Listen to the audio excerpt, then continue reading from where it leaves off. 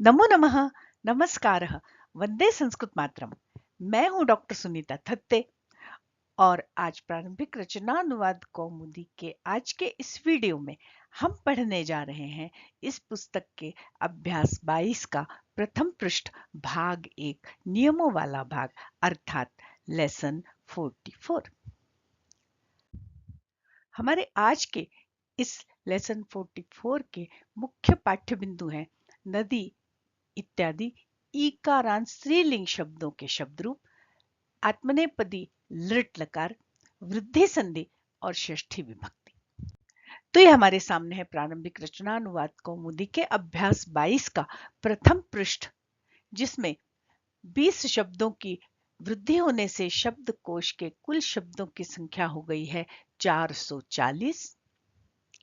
और इस पाठ के जो शब्दकोश है वहां अगर हम दृष्टि डालें तो यहाँ केवल क खंड है, अर्थात केवल संज्ञा शब्द हैं, वो भी सारे के सारे ईकारांत स्त्रीलिंग शब्द। देखिए, नदी से लेकर इंद्राणी तक सारे ईकारांत स्त्रीलिंग शब्द हैं। नदी, गौरी, मही माने पृथ्वी, रजनी रात्रि, सखी, दासी, पुरी, वाणी माने वचन, सरस्वती, बुद्धिमती मतलब बुद्धिमान स्त्री, ब्राह्मणी, मृगी माने हिरणी, सिंही, सर्पिणी, राज्ञी माने रानी, भवती आप, श्रीमती माने ऐश्वर्य वाली स्त्री, श्री से युक्त स्त्री, कौमुदी माने चांदनी, कमलिनी और इंद्राणी माने इंद्र की स्त्री। तो नदी शब्द के हमको पूरे रूप यहाँ स्मरण करने हैं। लिख रहे हैं नदी शब्द के पूरे रूप स्मरण करो और नदी से लेकर इंद्राणी तक के सारे शब्द माने ये 20 शब्द नदीवत चलेंगे। गौरी आदि के रूप नदीवत हमें चलाना है। साथ ही कह रहे हैं कि अभ्यास 14 और 15 में दिए गए षष्ठी के नियमों की पुनरावृत्ति करो। जैसा कि मैंने आपको बताया कि हमारे इस पाठ के पाठ्य बिंदुओं में षष्ठी विभक्ति भी है। तो अभ्यास 14 और 15 में अर्थात लेसन 28, 29, 30 और 31 में हमने जो षष्ठी के नियम पढ़े थे उन नियमों की हमको फिर से पुनरावृत्ति करना है। तो डिस्क्रिप्शन बॉक्स में जाकर आप उन लेसन्स को देख सकते हैं। अभी आइए हम नदी के शब्द रूप देखते हैं। तो ये हमारे सामने ईकारांत स्त्रीलिंग शब्दों के संक्षिप्त सुप्रत्यय हैं। आइए इन्हें मेरे साथ बोलिए। ई यौ यह, ईम यौ ईहि, या ईभ्याम ईभि, यै ईभ्याम ईभ्यः, याः ईभ्याम ईभ्यः, याः योः ईनाम, याम योः ईषु, हे ई, हे यौ, हे यः। देखिए, ईकारांत स्त्रीलिंग शब्दों के रूप याद करने की ट्रिक्स और टेक्निक्स का वीडियो बनाकर मैं यहाँ आई बटन पर लगा दूंगी। पर अभी आप इतना समझिए कि ये जो संक्षिप्त शब्द रूप हैं इनमें हमें कोई सा भी ईकारांत शब्द जोड़ना है तो उसमें से हम ई की मात्रा हटा देंगे और फिर इन संक्षिप्त रूपों को उसमें जोड़ते जाएंगे। जैसे यदि हमें नदी शब्द के शब्द रूप बनाना है तो नदी में से ई की मात्रा को हम हटा देंगे और उस नद शब्द को इन सारे संक्षिप्त सुप्रत्ययों में जब हम जोड़ते जाएंगे तो हमारे ईकारांत स्त्रीलिंग नदी के शब्द रूप बन जाएंगे। जैसे नद ई नदी, नद यौ नद्यौ, नद्यः नद्यः। ये नद शब्द हलंत होगा। तो जहां कहीं स्वर है वहां पर उस द में स्वर जुड़ जाएगा और जहां पर स्वर नहीं है जैसे यौ में या फिर या, यई, याह, याम में या यो हो याम याह इत्यादि में वहां पर नद्याह, नद्या, नद्याम इत्यादि रूप बनेंगे। तो देखिए, नद ई नदी, नद्यौ नद्यौ, नद्यः नद्यः, नद इम नदीम, नद्यौ नद्यौ, नद ई नदीहि, नद्या नद्या, नद इभ्याम नदीभ्याम, नद इभि नदी भी। आइए अब इनको हम जोड़कर अगली स्लाइड में पढ़ते हैं। तो यहाँ हमने इन संक्षिप्त प्रत्ययों को नद शब्द में जोड़ दिया है और हमारे ये ईकारांत स्त्रीलिंग शब्द रूप नदी के बन गए हैं। आप लोग भी मेरे साथ बोलिए, बोलना आवश्यक है, स्किप मत कीजिए। बोलिए, नदी नद्यौ नद्यः, नदीं नद्यौ नदीः, नद्या नदीभ्यां नदीभिः, नद्यै नदीभ्यां नदीभ्यः, नद्याः नदीभ्यां नदीभ्यः, नद्याः नद्योः नदीनां नद्यां नद्योः नदीषु। हे नदी, हे नद्यौ, हे नद्यः। इसी प्रकार हम गौरी इत्यादि के रूप भी बना सकते हैं। आइए एक शब्द रूप हम और बोलते हैं। आप लोग मेरे साथ बोलिए और स्पष्ट उच्चारण और जोर से उच्चारण कीजिए। गौरी, गौर्यौ, गौर्यः, गौरीं, गौर्यौ, गौरीः, गौर्या, गौरीभ्यां, गौरीभिः, गौर्यै, गौरीभ्यां, गौरीभ्यः, गौर्याः, गौरीभ्यां, गौरीभ्यः, गौर्याः, गौर्योः, गौरीणां, गौर्यां, गौर्योः, गौरीषु। हे गौरी, हे गौर्यौ, हे गौर्यः। अब यहाँ पर हमें एक बात विशेष रूप से ध्यान में रखनी है कि नदी शब्द के शब्द रूप में जहां कहीं भी इकार आया है वो हर जगह दीर्घ ई ही है। देखिए, केवल संबोधन में एक स्थान पर छोटी की मात्रा है, हे नदी। अन्य स्थानों पर देखिए, नदी, नदीम, नदीहि, नदीभ्याम, नदीभिः, नदीभ्यः, नदी नाम और नदीषु। इसलिए नदी के शब्द रूप में हमको कहीं भी ह्रस्व ई की मात्रा नहीं लगानी है और अन्य स्थलों में हर स्थान पर, ये देखिए दीर्घ ई वाले स्थलों को यदि हम हटा दें तो अन्य स्थलों में नद्य, नद्य, नद्य, मतलब यहाँ संयुक्त अक्षर आया है। देखिए हर जगह नद्या, नद्यै, नद्याः, नद्यां, नद्यौ, नद्यौ, नद्यः, नद्यो, नद्योः, नद्यौ और नद्यः। अब यहाँ चूंकि द था तो द्यः बना, गौरी था तो र्यः बना था, गौर्यः। यदि कोई श्रीमती इत्यादि शब्द होगा तो त्यः बनेगा। मतलब जो ई निकालने के बाद जो अक्षर बचा है उसके साथ य जुड़ करके हमें वो शब्द रूप बनाना है। इसका हमें विशेष ध्यान रखना है। चलिए अब हम आगे चलते हैं। सेव धातु लृट लकार आत्मनेपदी के धातु रूप याद करने के लिए यहाँ पर संक्षिप्त रूप और बनाए हुए सेव धातु के रूप लृट लकार के लिखे हुए हैं।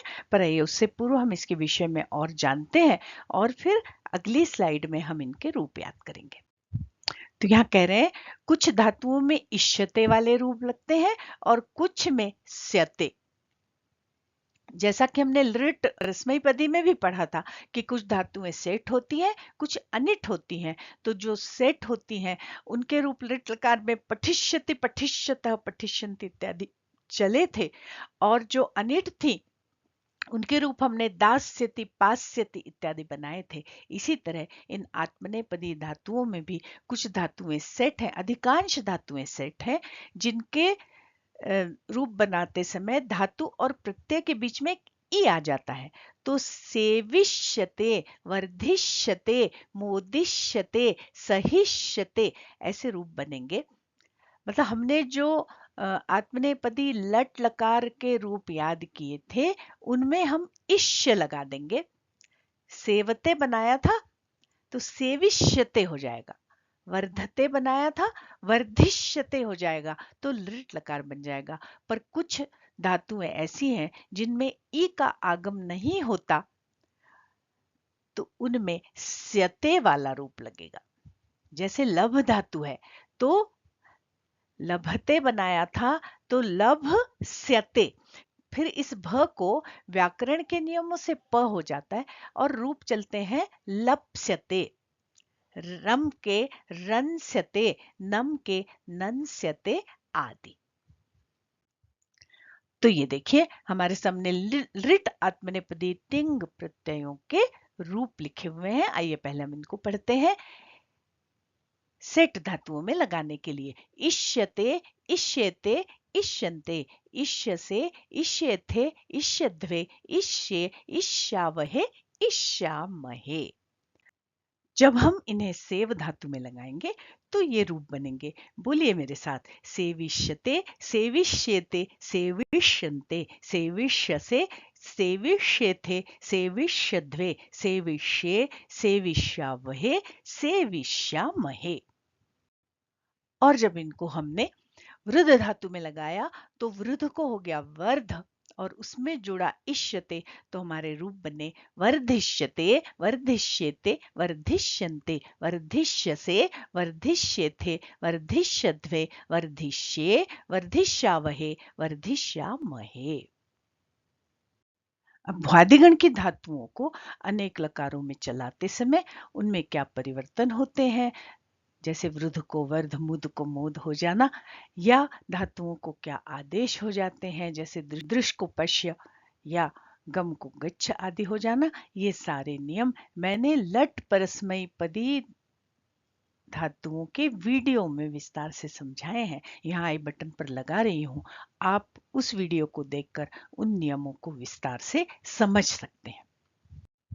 अब हमारे सामने लृट आत्मनेपदी धातुओं में लगने वाले तिंग प्रत्ययों का वो स्वरूप है जो अनिट धातुओं में लगते हैं। मैंने ऐसी आत्मनेपदी धातुओं में जिनमें ई का आगम भविष्य काल में नहीं होता, उनमें ये रूप लगते हैं स्यते, स्येते, स्यन्ते, स्यसे, स्येथे, स्यध्वे, स्ये, स्यावहे, स्यामहे।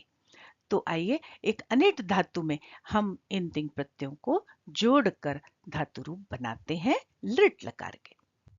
तो जब हम लभ धातु को लृट लकार में चलाते हैं तो ये आत्मनेपदी धातु अनिट धातु है, माने इसमें ई का आगम नहीं होता, इसलिए लभिष्यते, लभिष्येते, लभिष्यन्ते ऐसे रूप नहीं बनते हैं।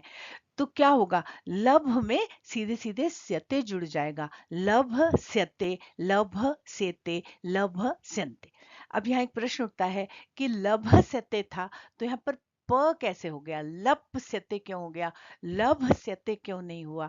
तो इसका उत्तर है संहितैक पदे नित्या, एक पद में यदि संधि का प्रसंग उत्पन्न हो रहा है तो वहां संधि करना अनिवार्य है।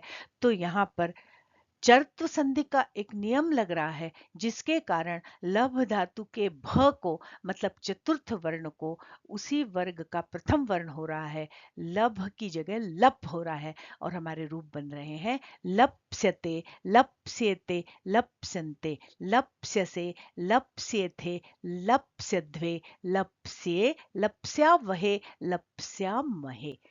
तो ये भ की जगह प कैसे हो गया, चर्त्व संधि के उस नियम का वीडियो मैं यहाँ आई बटन पर लगा रही हूँ, आप उस वीडियो को देखकर चर्त्व संधि को समझें। अब इसी तरह नम धातु भी अनिट है, माने उसमें ई का आगम नहीं होता, तो फिर नम स्यते ऐसे रूप चलेंगे, पर फिर वही मोनुस्वार संधि का नियम लगेगा। तो नम, नम और स्यते, स्यते जब आया तो इस नम के म को अनुस्वार हो जाएगा और रूप बनेंगे नन सेते, नन सेते, नन सेते, या रम सेते तो बनेगा रन सेते, रन सेते, रन सेते। मोनुस्वार नाम की उस संधि के नियम का वीडियो भी ऊपर आई बटन पर लगा है। चलिए अब आगे हम देख रहे हैं नियम 57, वृद्धि रेचि। यह वृद्धि संधि का सूत्र है और यहाँ नियम लिखा हुआ है कि अ या आ के बाद यदि ए या आई होगा, देखिए अ या आ के बाद यदि ए या आई होगा तो दोनों को आई हो जाएगा, और अ या आ के बाद यदि ओ या औ होगा तो दोनों को औ हो जाएगा, माने दोनों के स्थान पर औ हो जाएगा। फिर वही बात कहना चाह रही हूँ जो मैं हर वीडियो में कह रही हूँ कि संधि के ये जो नियम है इनको प्रारंभिक रचनानुवाद कौमुदी के इन छोटे आकार वाले वीडियो में विस्तार से समझाना संभव नहीं है, इसलिए उसका बना हुआ जो वीडियो है उस वीडियो की लिंक मैं यहाँ लगा रही हूँ। ऊपर आपको एक पट्टी दिख रही होगी, वहां क्लिक करके आप वृद्धि संधि को विस्तार से समझिए, उस अवधारणा को अच्छे से समझिए। यहाँ पर मैंने शॉर्ट में आपको बताया कि आ के बाद ए ऐ आए तो दोनों को ऐ हो जाएगा, और आ के बाद ओ औ आए तो दोनों को औ हो जाता है। तो देखिए उदाहरण देखिए, अत्र धन एक ह, अत्र का अ और एक का ए दोनों मिलकर ऐ हो गए, और हमारा शब्द बना अत्रैकः। राजधन ऐश्वर्यम, अ और ऐ मिलके ऐ हो गए, और राजैश्वर्यम या साधन एशा, तो आ और ए मिलके ऐ हो गए सईशा, ऐसा शब्द बना। ये हुए ए ऐ के उदाहरण। अब देखिए ओ औ के उदाहरण, महाधन औषधि, तो महा का आ, औषधि का ओ औ हो गया, और हमारा शब्द बना महौषधि। तंडुल धन ओदनम, अ और ओ दोनों मिलके हो गए औ, और हमारा शब्द बना तंडुलौदनम। तो इतने उदाहरणों से वृद्धि संधि को समझना इतना सरल नहीं है, इसलिए कृपया आप उस वीडियो को अवश्य देखें, वृद्धि संधि के वीडियो को। अब हम आ गए हैं अभ्यास 22 के दूसरे पृष्ठ पर, अर्थात क्रियात्मक वाले पृष्ठ पर, जिसमें सर्वप्रथम अभी पढ़े हुए ईकारांत शब्दों की प्रथमा से लेकर सप्तमी तक की विभक्ति का प्रयोग करते हुए कुछ अनुवाद उदाहरण के रूप में आपको दिए हुए हैं, उदाहरण के वाक्य दिए हुए हैं, इस पहले वाक्य से लेकर 7वें वाक्य तक देखिए। और फिर 8वें वाक्य में अभी हमने जो लृट लकार आत्मनेपदी के धातु रूप सीखे, उनका प्रयोग करते हुए कुछ उदाहरण के वाक्य दिए हैं। चलिए हम क्रमशः इन वाक्यों को देखते हैं। रमा गौरीम वंदिष्यते, रमा गौरी की वंदना करेगी, वंदना के योग में द्वितीया, तो गौरी में द्वितीया लगी। ब्राह्मणी नद्याम स्नानम करिष्यति, ब्राह्मणी नदी में स्नान करेगी, नदी शब्द की सप्तमी। देखिए यहाँ वंदिष्यते तो आत्मनेपदी धातु थी, यहाँ पर ये करिष्यति परस्मैपदी धातु है। सरस्वती वाणीम भाषिष्यते, सरस्वती प्रथमा में, वाणी द्वितीया में, सरस्वती वचन कहेगी। राज्ञी सखी भी सह पुर्याम भ्रमति, यहाँ पर देखिए राज्ञी, सखी और पुरी, तीन इकारांत शब्दों का प्रयोग किया है। राज्ञी प्रथमा में, सखी भी स तृतीया में, और पुर्या माने पुरी में, नगरी में भ्रमण करती है, भ्रमति। बुद्धिमती दासीम पृच्छति, बुद्धिमती दासी को पूछती है, बुद्धिमती प्रथमा, दासी द्वितीया। सिंही मृगीम इच्छति, सिंही मृगी को चाहती है, यहाँ पर सिंही प्रथमा और मृगीम द्वितीया में प्रयुक्त है। इसी तरह इंद्राणी भवतीम किम पृच्छति, इंद्राणी आपसे क्या पूछती है, और आप कैसी हो। श्रीमतीम, श्री का मतलब होता है ऐश्वर्य, ऐश्वर्य से युक्त आपसे इंद्राणी क्या पूछती है। तो ये तो हो गए ईकारांत शब्दों की विभिन्न विभक्तियों के शब्द रूप। अब 8वें और 9वें में देखिए लृट लकार के प्रयोग हैं। राज्ञी नृपम सेविष्यते, रानी राजा की सेवा करेगी। वंदिष्यते वंदना करेगी। भाषिष्यते बोलेगी। ईक्षिष्यति माने राजा को देखेगी। और च माने और राजा को देखेगी, भविष्य काल के प्रयोग हैं सारे लृट लकार। श्रीमती धनम लप्स्यते रंस्यते च, श्रीमती धन को प्राप्त करेगी, और रंस्यते च और रमण करेगी। तब देखिए यहाँ पर ये जो इतनी धातुएं थी वो सारी सेट थी, माने इनमें ई का आगम हुआ था, इसलिए इनमें इष्यते लगा था।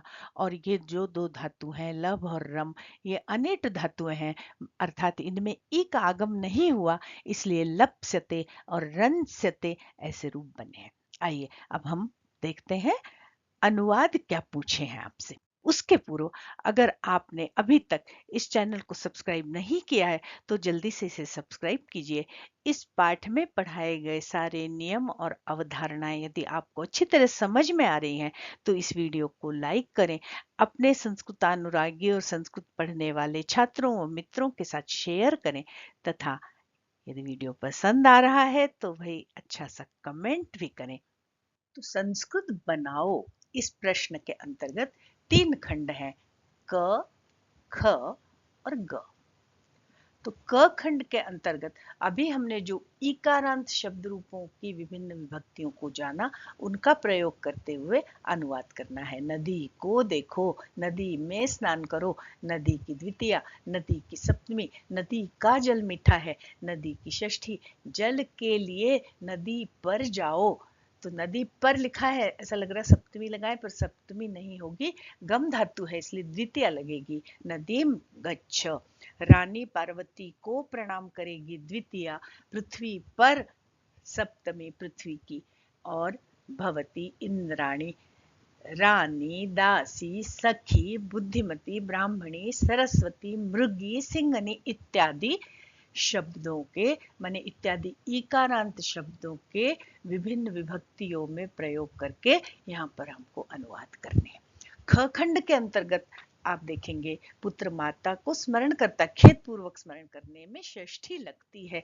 ये हमने सारे नियम 14 और 15 अभ्यास में जो पढ़े थे, मतलब अभ्यास 14 और 15 मतलब लेसन 28 से लेकर 29, 30 और 31, इन 4 लेसन्स में हमने जो षष्ठी विभक्ति के नियम पढ़े थे, उन नियमों पर आधारित ये खंड ख खंड के अनुवाद है। आपको वो प्लेलिस्ट में जो डिस्क्रिप्शन बॉक्स में दी हुई है प्रारंभिक रचनानुवाद कौमुदी की, उसमें ये चारों अभ्यास आपको मिल जाएंगे। तो उनकी पुनरावृत्ति आपको करनी है कि पुस्तकों में वेद श्रेष्ठ है, जब सुपरलेटिव डिग्री होती है तो कौन सी विभक्ति लगती है, 2 विभक्तियां लगती हैं, धर्मों में वैदिक धर्म श्रेष्ठ है, या सांपिन की गति को देखो, ये सांपिन षष्ठी विभक्ति का प्रयोग आपको करना है और अनुवाद करना है। फिर ग खंड के अंतर्गत अभी हमने जो आत्मनेपदी लृट लकार पढ़ा है, उस लृट लकार का प्रयोग करते हुए तीनों पुरुषों में अनुवाद करने हैं। 19 है प्रथम पुरुष के अनुवाद, कृष्ण गुरु की सेवा करेगा सेविष्यते, तू यत्न करेगा, ये मध्यम पुरुष के अनुवाद हैं, त्वम सेविष्यसे या त्वम यतिष्यसे। और 21 नंबर का जो वाक्य है उसमें अस्मत् शब्द है मैं, मतलब अस्मत् शब्द उत्तम पुरुष के अनुवाद करना है, अहम सेविष्ये। इस तरह से अनुवाद करना है आपको संस्कृत से हिंदी में। आप लोग प्रयत्न कीजिए, बहुत शीघ्र मैं इसके आंसर की दूंगी, तब आप अपने किए हुए अनुवादों की उस आंसर की को देखकर स्वयं जांच कर पाएंगे। चलिए अब चलते हैं अगले प्रश्न पर। अगला जो बिंदु है 3 नंबर का, आप देखिए अशुद्ध वाक्यों को यहाँ शुद्ध किया है, अर्थात वो अशुद्ध वाक्य लिखे हैं जो अनवधानवश हम लिख देते हैं, है ना। जैसे डरने के अर्थ में हमेशा पंचमी लगती है, यहाँ द्वितीय लगा दी, मृगी सिंहिम विभेति, तो यहाँ सिंहिम नहीं होगा, यहाँ पर पंचमी लगेगी, और हमारा शुद्ध वाक्य होगा मृगी सिंह्याः विभेति। तो सिंही इकारांत शब्द की पंचमी में हमें जाना है, सिंह्याः विभेति। इसी तरह हमें धातु रूप बनाते समय ये ध्यान रखना है कि कौन सी धातु में ई लगेगा, कौन सी में नहीं लगेगा। तो यहाँ पर लभ और रम, ये 2 विशेष धातुएं आपको बताई हैं जो अनिट है, जिनमें ई का आगम नहीं होता, इसलिए लभिष्य रमिष्य नहीं बनेगा। ये अनिट धातु, इसमें ई का आगम नहीं होगा, इसलिए लप से, रन से, या नम धातु होती तो नन से ऐसे रूप बनेंगे। तो हमें इस तरह से लिखना है, इस तरह से नहीं। अब कह रहे हैं चौथे बिंदु में कि 2 ग को बहुवचन में बदलो। तो भी हमने जो 2 ग में प्रथम पुरुष, मध्यम पुरुष और उत्तम पुरुष के 3 वाक्य थे हमारे सामने, उन तीनों को हमने एक वचन में लिखा था, उन वाक्यों को यहाँ हमें बहुवचन में बदलना है। अगला प्रश्न है ख, यहाँ कह रहे हैं इनके रूप लिखो, नदी, गौरी, बुद्धिमती, भवती, श्रीमती। तो अभी इस वीडियो में पूर्व में हमने नदी और गौरी के रूप बनाने की ट्रिक जानी है, उसी के आधार पर आपको बुद्धिमती, भवती और श्रीमती के रूप लिखने का प्रयास करना है।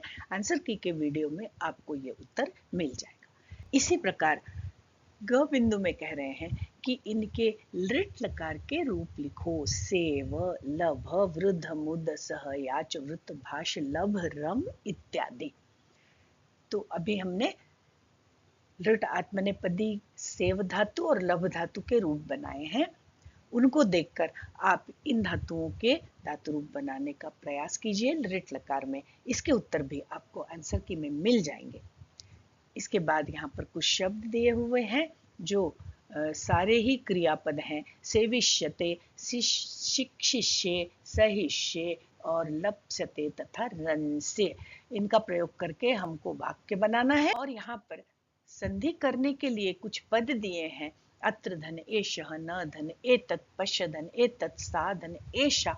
तो आप वृद्धि संधि का वीडियो देखकर उस नियम को अच्छे से समझें, उस अवधारणा को अच्छे से समझें और उसके अनुसार आप इन सारे पदों की संधि करके आपको उत्तर लिखने हैं। इसके उत्तर भी आपको आंसर की के वीडियो में मिल जाएंगे।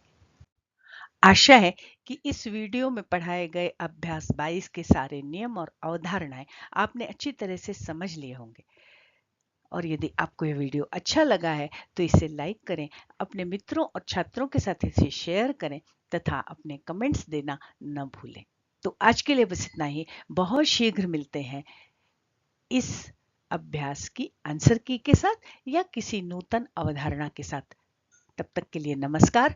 जयतु संस्कृतम, जयतु भारतम, पुनर्मिलामः।